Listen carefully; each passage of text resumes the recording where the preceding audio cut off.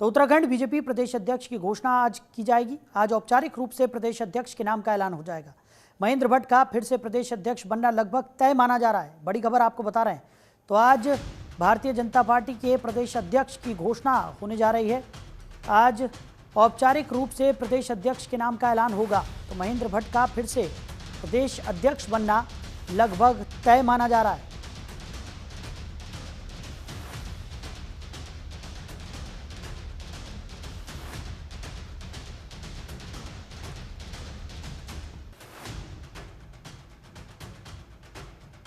तो आज औपचारिक रूप से प्रदेश अध्यक्ष के नाम का ऐलान होगा और महेंद्र भट्ट का फिर से प्रदेश अध्यक्ष बनना लगभग तय माना जा रहा है। बड़ी खबर आपको बता रहे हैं। उत्तराखंड में बीजेपी प्रदेश अध्यक्ष का ऐलान आज होने जा रहा है। तो उत्तराखंड बीजेपी प्रदेश अध्यक्ष का ऐलान आज होगा। आज औपचारिक रूप से प्रदेश अध्यक्ष की घोषणा कर दी जाएगी। तो महेंद्र भट्ट का फिर से प्रदेश अध्यक्ष बनना लगभग तय माना जा रहा है। बड़ी खबर आपको बता रहे हैं।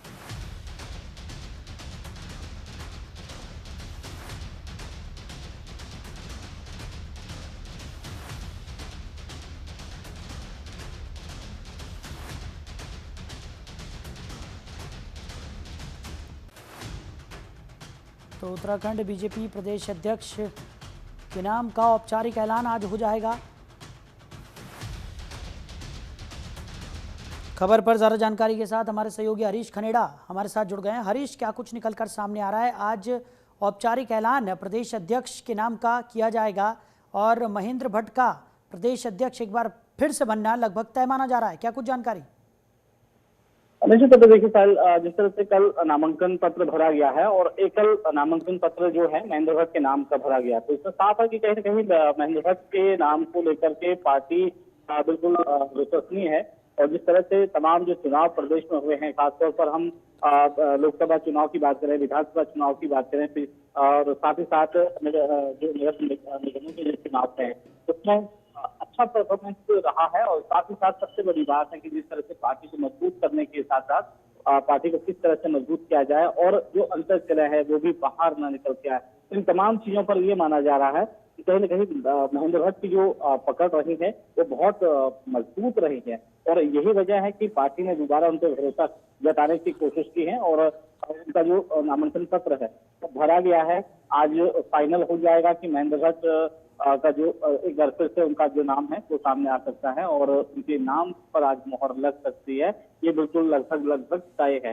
और ऐसे में प्रदेश अध्यक्ष की अगर कमान की बात करें तो दूसरी बार उन्हें मौका दिया जा रहा है, यानी कि कहीं न कहीं खुद जो पार्टी की हाईकमान है वो भी चाहते हैं कि प्रदेश में किस तरह से पार्टी को मजबूत किया जाए। तमाम जो चुनाव हुए हैं उनमें अच्छा बेहतर परफॉर्मेंस हुआ है। इसके अलावा पार्टी को जीत लगातार मिल रही है। और साथ ही साथ अब पंचायत चुनाव होने हैं तो उसको लेकर के भी और 2027 में जो चुनाव होने हैं उसको लेकर के भी कहीं न कहीं महेंद्र भट्ट को आगे रखा गया है। और यही वजह है कि उनका जो नामांकन पत्र है इसके अलावा दूसरे नेतृत्व का नामांकन नहीं किया है। तो जो संगठन के जो चुनाव हो रहे हैं उसी के मद्देनजर ये चुनाव यहाँ पर भी किया जा रहा है और ये माना जा रहा है कि महेंद्र भट्ट का जो नाम है वो बिल्कुल फाइनल है। जी हरीश, जिस तरीके से अब प्रदेश अध्यक्ष के नाम की औपचारिक घोषणा यहाँ पर हो जाएगी और बेहद महत्वपूर्ण हो जाती है ये जिम्मेदारी, ऐसे में इस महत्वपूर्ण जिम्मेदारी का निर्वहन जिस तरीके से महेंद्र भट्ट ने किया है, ये माना जा रहा है कि एक बार पुनः उन्हें ये जिम्मेदारी सौंपी जाएगी और जिस तरीके से उन्होंने इस जिम्मेदारी का निर्वहन किया है, आने वाले समय में भी वो इसी तरह से इस जिम्मेदारी का निर्वहन करेंगे। और कई ऐसे कार्य हैं जो प्रदेश अध्यक्ष के तौर पर महेंद्र भट्ट के जिम्मे आएंगे। ऐसे में बहुत ज़्यादा उम्मीदें उनसे लगाई जा रही हैं। देखिए सर, जो जैसे मैंने बताया कि महेंद्र भट्ट को दोबारा से जिम्मेदारी कब मिली, तो कहीं ना कहीं जो उनके जो चुनाव हैं तो उससे पहले जो चुनाव हुए, चाहे वो सभा के चुनाव हो, विधानसभा के चुनाव हों और साथ ही साथ नगर निगम के चुनाव हैं, तो बहुत अच्छी भूमिका उनकी रही है। इसके साथ ही अब पंचायत चुनाव प्रदेश में होने हैं, साथ ही साथ अब 2027 में विधानसभा चुनाव होने हैं। तो पार्टी को किस तरह से मजबूत किया जाए और इसके साथ साथ ही पार्टी में जो तमाम जो लोग हैं उनको ज्यादा से ज्यादा तवज्जो देना और इसके अलावा जो कार्यकर्ता है उनको साथ जोड़ करके रखना और जो लगातार जो भाजपा में जो लोगों की बिल्कुल ये मान लिया कि कहीं जो अलग अलग पार्टियों से जो कूट करके जो भाजपा ज्वाइन कर रहे हैं, उसमें भी एक महत्वपूर्ण भूमिका महेंद्र भट्ट की रही है। तो यही माना जा रहा है कि जो नामांकन कल हुआ है उसमें महेंद्र भट्ट का जो एकल पत्र भरना और ऐसे में पार्टी हाईकमान की तरफ से किसी दूसरे व्यक्ति को यहाँ पर न चुनना, तो ये साफ दिखाता है कि कहीं कहीं आगे औपचारिक घोषणा होने वाली है, महेंद्र भट्ट के नाम की होने वाली है और महेंद्र भट्ट को दोबारा से उत्तराखंड की कमान बीजेपी की दी जानी है। और ये मानिए कि आप जो आने वाले चुनाव हैं और पार्टी में जो तमाम जो लोग जुड़ रहे हैं, तो और भी जो शामिल हो रहे हैं, यानी कि जो कुनवा है उसे और मजबूत किया जा रहा है। तो कहीं कहीं से महेंद्र भट्ट का बहुत बड़ा रोल रहा है और ठीक। यही वजह है कि महेंद्र भट्ट को दोबारा से पार्टी विश्वास में देकर उनको पार्टी के कमान सौंपने जा रही है, प्रदेश की कमान सौंपने जा रही है। तो कहीं कहीं आज उनकी जो औपचारिक घोषणा है नाम की, वो आज ऐलान होने वाला है। चलिए हरीश, हमारे साथ जुड़ने के लिए, इन तमाम जानकारियों के लिए आपका बहुत शुक्रिया।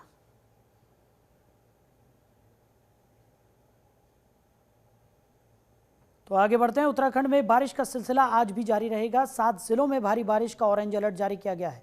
देहरादून, नैनीताल सहित 7 जिलों में अलर्ट जारी किया गया है। उत्तराखंड में लगातार हो रही बारिश के चलते जनजीवन बुरी तरह से अस्त व्यस्त हो गया है। वहीं मौसम विभाग ने प्रदेश के 7 जिलों के लिए ऑरेंज अलर्ट जारी किया है। इसके तहत देहरादून, पौड़ी, उत्तरकाशी, टिहरी, रुद्रप्रयाग, नैनीताल और बागेश्वर में भारी बारिश की चेतावनी दी गई है, जबकि शेष जिलों के लिए येलो अलर्ट घोषित है। मौसम विज्ञान केंद्र देहरादून के निदेशक के अनुसार 6 जुलाई तक राज्य में जलभराव, बाढ़ और भूस्खलन की आशंका है। उत्तराखंड में मानसून शुरू होने के बाद से ही बारिश का कहर नजर आ रहा है। इस बार गर्मियों में भी हल्की फुल्की बारिश हुई, तो वहीं मानसून के बाद भारी बारिश आफत बनी हुई है। जून के महीने से ही मानसून ने जोर पकड़ लिया था और प्रदेश में अब तक 240.7 मिलीमीटर वर्षा दर्ज की गई है, जो सामान्य से 176.8 मिलीमीटर से 36% अधिक है। तो प्रदेश के कई हिस्सों में बारिश के कारण जलभराव और भूस्खलन जैसी आपदाएं भी आई। बागेश्वर और चमोली जनपद में जून के महीने में 6 गुना ज़्यादा बारिश हुई, जबकि देहरादून में 1.5 गुना से अधिक बारिश दर्ज की गई है।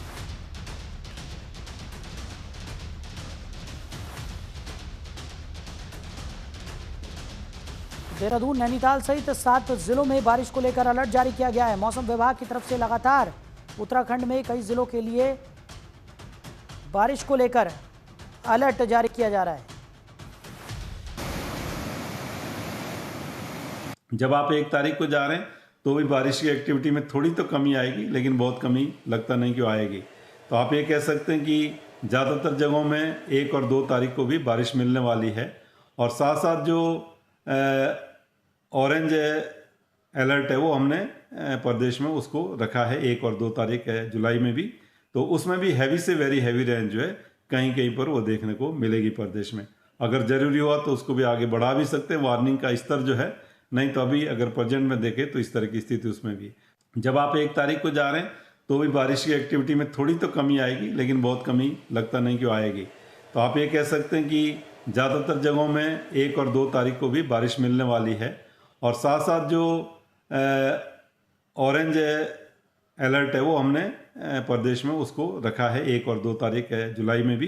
तो उसमें भी हैवी से वेरी हैवी रेंज जो है कहीं कहीं पर वो देखने को मिलेगी प्रदेश में। अगर ज़रूरी हुआ तो उसको भी आगे बढ़ा भी सकते हैं, वार्निंग का स्तर जो है। नहीं तो अभी अगर प्रेजेंट में देखें तो इस तरह की स्थिति उसमें भी। तो 7 जिलों में भारी बारिश का ऑरेंज अलर्ट जारी किया गया है। देहरादून, उत्तरकाशी, पौड़ी, टिहरी, रुद्रप्रयाग, नैनीताल, बागेश्वर में यह अलर्ट जारी किया गया है।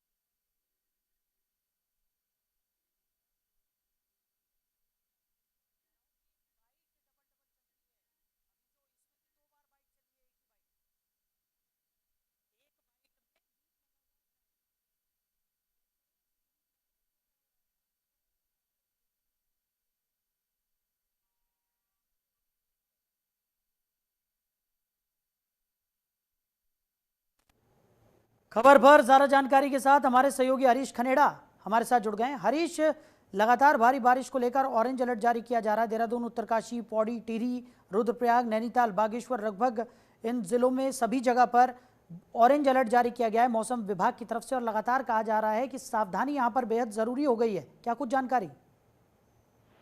देखिए साहिब, जिस तरह से प्रदेश की अगर बात करें तो इस समय मानसून चरण पर है, लगातार बारिश हो रही है, पहाड़ से मैदान है, सभी जगह वर्षा दिख रही है और काफी जनजीवन जो है वो भी प्रभावित हो रहा है। क्योंकि इलाकों में अगर बात करें पहाड़ी क्षेत्रों में तो कई जगह पर धूप रास्ते मार्ग है, गाँव को जोड़ने वाले जो पुल उनको भी खतरा मंडरा रहा है, कई खतरे की जड़ में है। उसके अलावा जो नदी है वो अपने उफान पे है और जिस तरह से पहाड़ी क्षेत्रों में लगातार बारिश हो रही है तो उसका असर दिख रहा है। मैदानी क्षेत्रों में भी कई इलाकों में जलभराव जैसी स्थितियां देखने को मिल रही हैं। इसके साथ ही मौसम विभाग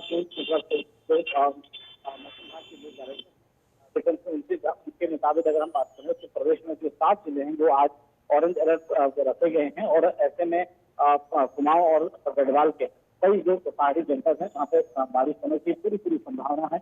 अगर हम देहरादून की बात करें साहिल तो इस समय देहरादून में हालांकि बारिश नहीं हो रही है, लेकिन कुछ देर बाद फिर बारिश होने की पूरी संभावना है और ऐसे में ये माना जा रहा है कि जिस तरह से जो तैयारियां प्रशासन की तरफ से की गई है, सरकार की तरफ से की गई है, तो उसमें जो नदी किनारे रहने वाले लोग हैं उनको विशेष तौर पर एहतियात बरतने के लिए कहा गया है। साथ ही साथ एनडीआरएफ एसडीआरएफ की जो टीम है उनको भी अलर्ट पर रखा गया है, जिला प्रशासन तहसील प्रशासन को भी अलर्ट पर रखा गया है। उनकी चारधाम यात्रा प्रदेश में चल रही है, चारधाम यात्रा में किसी प्रकार से कोई रुकावट न पैदा हो इसके लिए जो मेन रोड है खासतौर पर एनएच की अगर बात करें तो एनएच को खोलने के लिए तमाम जो मशीनें हैं जो लगाई गई हैं, जेसीबी पोकलैंड जैसी बड़ी मशीनें लगाई गई हैं, जहाँ पर डेंजर जोन है वहाँ पर चिन्हित किया जा रहा है और मशीन के माध्यम से रोड को खोला जा रहा है। साथ ही साथ अगर हम पैदल मार्गों की बात करें तो कई इलाकों में पैदल जो मार्ग हैं वो भी क्षतिग्रस्त हुए और कई जगह पर मलबा भी आने से जो रोड है वो अवरुद्ध हुई है। इसके अलावा अगर हम हरिद्वार जिले की बात करें तो हरिद्वार में कई इलाकों में जलभराव की स्थिति देखने को मिली है। जब देहरादून की बात करें तो देहरादून के कई इलाकों में भूस्खलन और जलभराव की स्थिति देखने को मिली है। इसके अलावा नैनीताल में और हल्द्वानी में भी इस तरह की चीजें देखने को मिली है।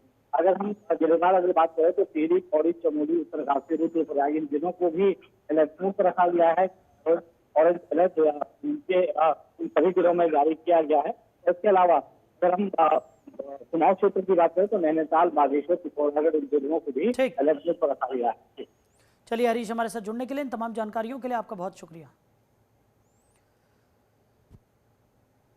आगे बढ़ते हैं। भूस्खलन के कारण यमुनोत्री राजमार्ग सलाई बैंड और ओजरी के पास अवरुद्ध है और राजमार्ग का कुछ हिस्सा बह गया है। राजमार्ग को बहाल करने के प्रयास तेजी से चल रहे हैं।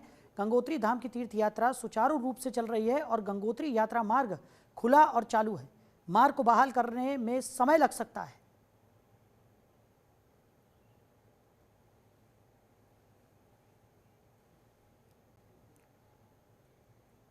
तो वहीं कोटद्वार पौड़ी राष्ट्रीय राजमार्ग पर गुमखाल के पास बैरगांव में पहाड़ी से भारी मात्रा में मलबा और बोल्डर सड़क पर गिरने से मार्ग पूरी तरह से बाधित हो गया है। साफ तौर पर देखा जा सकता है कि कैसे चंद सेकंड में सड़क पर बड़े बड़े पत्थर और मिट्टी के ढेर ने यातायात को पूरी तरह से रोक दिया। संबंधित एजेंसियां मशीनों के जरिए मार्ग को खोलने में जुटी हैं, लेकिन बारिश और लगातार मलबा गिरने के चलते काम में चुनौतियां भी आ रही हैं। संबंधित एजेंसियों के द्वारा मशीनों से रास्ता खुलवाया जा रहा है। पुलिस प्रशासन ने सभी यात्रियों से अपील की है कि वो सतर्क रहें और सावधानी पूर्वक वाहन चलाएं।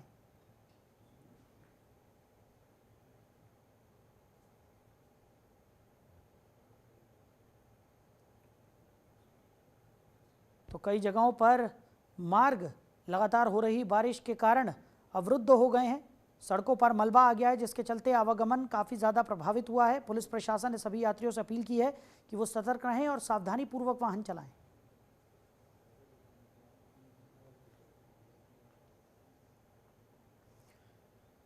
उधर मौसम विज्ञान विभाग की ओर से बारिश को लेकर 2 दिन का रेड अलर्ट जारी किया गया है। लगातार हो रही बारिश के चलते हरिद्वार में गंगा का जलस्तर बढ़ा हुआ है। हरिद्वार के भीमगौड़ा बैराज पर गंगा उफान पर नजर आ रही है। अगर बारिश इसी तरह जारी रही तो गंगा का जलस्तर वार्निंग लेवल पार कर सकता है। यूपी सिंचाई विभाग के अधिकारी भीमगौड़ा बैराज से गंगा के जल स्तर पर नजर बनाए हुए हैं।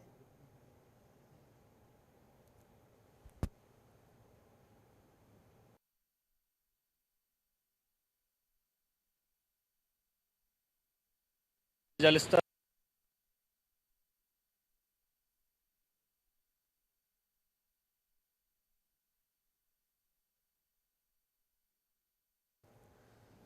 तो उत्तराखंड में लगातार हो रही बारिश अब खतरनाक होती जा रही है। पहाड़ों के दरकने की घटनाएं थमने का नाम नहीं ले रही।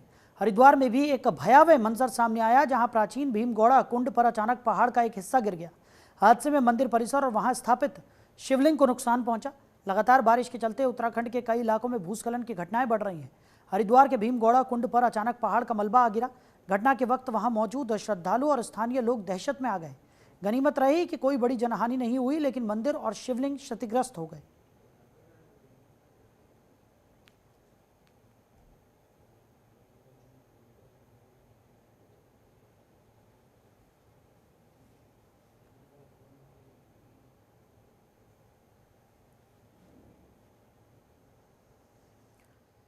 तो यमुनोत्री हाईवे पर स्थित सयाना चट्टी के पास यमुना नदी पर बनी झील से खतरे की आशंका से निपटने के लिए स्थानीय लोगों में दहशत बनी हुई थी, जो दूर करने के लिए कोई जिम्मेदारी अधिकारी तक नहीं पहुंची और अधिकारी वहां पर नहीं पहुंचा और झील की स्थिति यथावत बनी हुई है। लगातार हो रही बारिश के कारण लोगों में झील का जलस्तर बढ़ने का डर सता रहा है।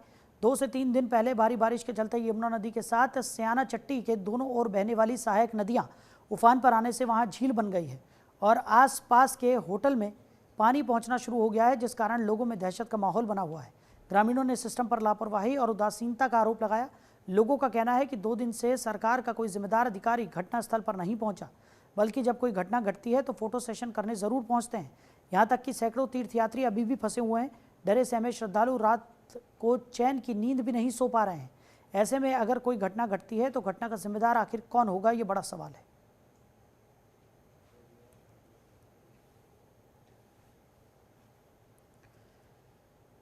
तो जिलाधिकारी ने जिला कार्यालय सभागार में सीएम हेल्पलाइन और सीएम जन सुनवाई पोर्टल पर प्राप्त समस्याओं की समीक्षा की। जिलाधिकारी ने समीक्षा के दौरान समस्याओं के निस्तारण में धीमी प्रगति पर नाराजगी व्यक्त करते हुए जिला शिक्षा अधिकारी बेसिक, चकबंदी अधिकारी रुड़की, अधिशासी अधिकारी शिवालिक नगर, तहसील हरिद्वार और रुड़की का जून का वेतन रोकते हुए स्पष्टीकरण जारी करने के निर्देश दिए।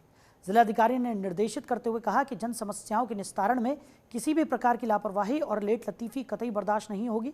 उन्होंने निर्देश दिए कि जन समस्याओं का समयबद्धता से निस्तारण करते हुए जनता को लाभान्वित करना सुनिश्चित करें।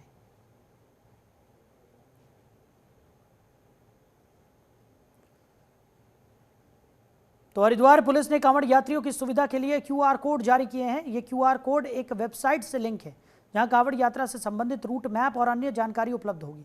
खोया पाया केंद्र के अधिकारियों के नंबर भी वेबसाइट पर उपलब्ध होंगे, जिससे यात्रियों को अपने खोए हुए साथियों या परिजनों को ढूंढने में आसानी होगी। यात्रियों को ये भी जानकारी दी जाएगी कि QR कोड को स्कैन करके कैसे यात्रा से जुड़ी जानकारी प्राप्त की जा सकती है। हरिद्वार पुलिस ने QR कोड का प्रचार प्रसार शुरू कर दिया है। हरिद्वार पुलिस से 5 टीमों को नियुक्त कर अलग अलग पुलिस टीमों को गैर जनपद और अन्य राज्यों में QR कोड और यात्रा से जुड़े पंपलेट वितरित करने के लिए रवाना किया गया। इन टीमों का मुख्य उद्देश्य कांवड़ यात्रियों को रूट, पार्किंग और अन्य आवश्यक दिशा निर्देशों के बारे में जानकारी प्रदान करना है।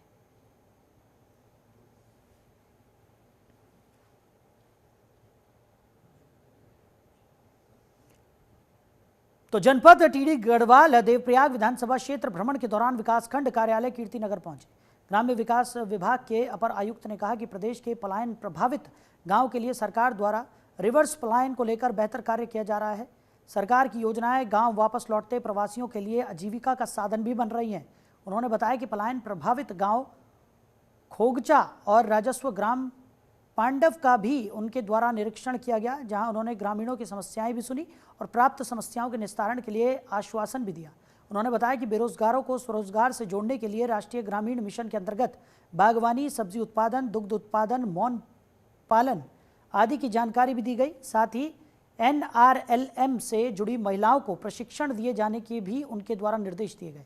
उन्होंने बताया कि सरकार रिवर्स प्लान को लेकर योजनाओं के जरिए रिवर्स पलायन कर लौटे लोगों को सुदृढ़ करने का काम कर रही है, ताकि वो अन्य प्रवासियों के लिए भी एक मिसाल बने।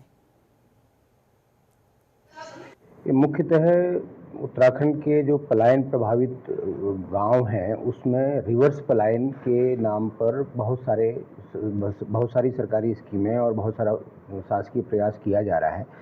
आज भी एक जो पलायन प्रभावित गांव है, वहाँ जो हमारे प्रवासी वापस आए हैं, उनके द्वारा बहुत बेहतरीन कार्य यहाँ पर किया गया हुआ एक गांव है उसमें है। और इसी सिलसिले में आज कीर्तनगर ब्लॉक का भ्रमण और इस क्षेत्र को देखने के, ताकि जो उनकी परिस्थितियां हैं उनके लिए और क्या शासकीय मदद की जा सकती है इस तो ज्योतिर्मठ के पास निहंगों और स्थानीय व्यापारियों के बीच स्कूटी निकालने को लेकर विवाद हो गया। विवाद इतना बढ़ गया कि निहंगों ने कथित तौर पर तलवारों से व्यापारियों पर हमला करने का प्रयास किया, जिससे व्यापारी बाल बाल बच गए। इतना ही नहीं, निहंगों ने एक पुलिसकर्मी पर भी वार किया। वहीं मामले में पुलिस ने 7 आरोपियों को गिरफ्तार कर लिया है। जानकारी के मुताबिक गुरुद्वारा के पास स्कूटी निकालने को लेकर विवाद हुआ था। निहंगों के एक स्थानीय व्यापारी के बीच बहस हो गई। देखते ही देखते बहस हिंसक हो गई। आरोप है कि निहंगों ने तलवार निकाल ली। किसी तरह से व्यापारी की जान बची। इस बीच घटना की सूचना मिलते ही पुलिस मौके पर पहुंची। हालांकि जब तक पुलिस मौके पर पहुंची तब तक निहंग यात्री अपने वाहनों में बैठकर थाने की ओर रवाना हो चुके थे। व्यापारियों की सूचना पर पुलिस ने यात्रियों को थाने के गेट के पास रोका और थाने में बुलाया। इस बीच काफ़ी संख्या में स्थानीय व्यापारी भी थाने पहुंच गए, जिससे थाने में हालात और बिगड़ गए। ऐसे में पुलिस ने बीच बचाव का प्रयास किया। इसी दौरान एक निहंग ने धारदार चाकू से एसएसआई के सिर पर वार कर दिया, जिससे उन्हें 2 गंभीर चोटें आई। इस घटना के संबंध में 2 अलग अलग मामले दर्ज किए गए। आज दिन में ज्योतिर्मठ गुरुद्वारा के पास एक स्थानीय व्यापारी के साथ 8 निहंग सिख यात्रियों का स्कूटर निकालने को लेकर विवाद हो गया था, जिसमें सिख यात्रियों द्वारा स्थानीय व्यापारी को तलवारों से वार करते हुए उस पर प्रहार किया गया। जिसकी सूचना देने के लिए जब स्थानीय व्यापारी थाने पर पहुंचा तो स्थानीय व्यापारी के साथ इन निहंग सिख यात्रियों द्वारा थाने पर भी मारपीट करने का प्रयास किया गया, जिसमें बीच बचाव पर पुलिस के आने पर उक्त निहंग सिख यात्रियों द्वारा मौजूद वरिष्ठ उप निरीक्षक के ऊपर भी प्रहार किया गया तलवारों से, जिससे वरिष्ठ उप निरीक्षक को भी चोट आई है।